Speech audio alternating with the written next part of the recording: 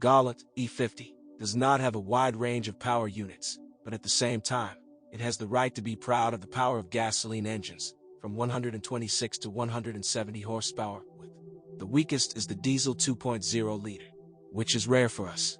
With proper operation, the motor resource of all units before overhaul averages from 300 to 400,000 kilometers. Petrol 2.0 liter engines can be either 4 or 6 cylinder. The best option in terms of fuel consumption and maintenance costs are engines with 4 pots under the hood. 6-cylinder units are much more expensive to maintain.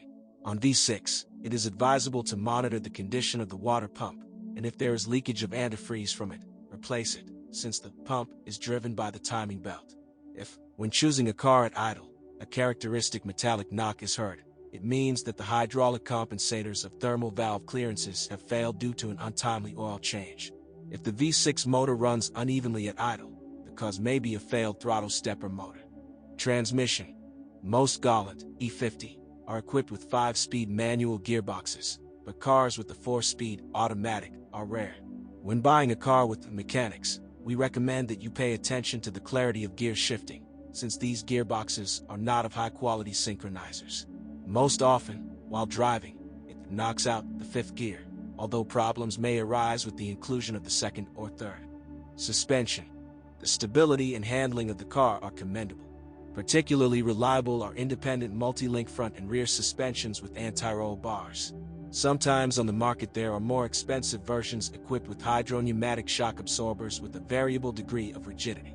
It is better to refuse such an instance. The resource of the cylinder piston group of the compressor and hydropneumatic shock absorbers, as a rule, is already running out.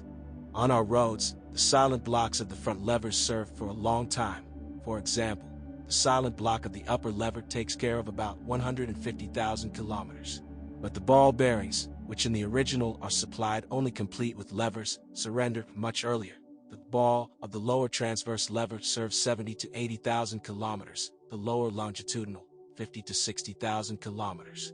Most often, you will have to change the bushings of the anti-roll bars every 25 to 30,000 kilometers and the stabilizer struts after 60,000 kilometers.